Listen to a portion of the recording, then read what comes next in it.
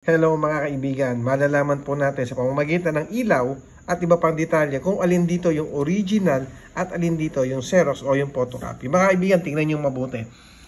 Pansinin nyo, ito po yung original.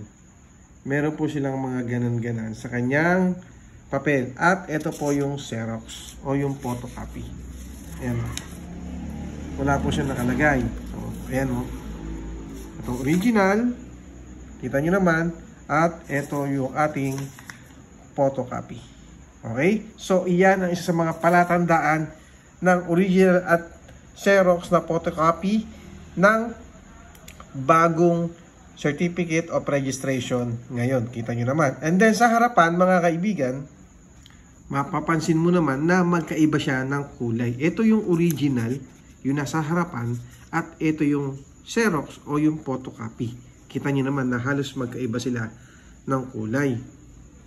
At dito sa baba is halos ganun din. Maputla.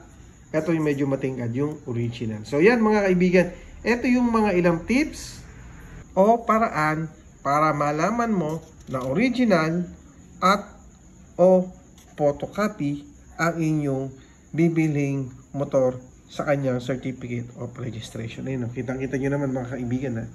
Okay? So, yun lang mga kaibigan. Sana nakatulong ulit ang video na to. Thank you!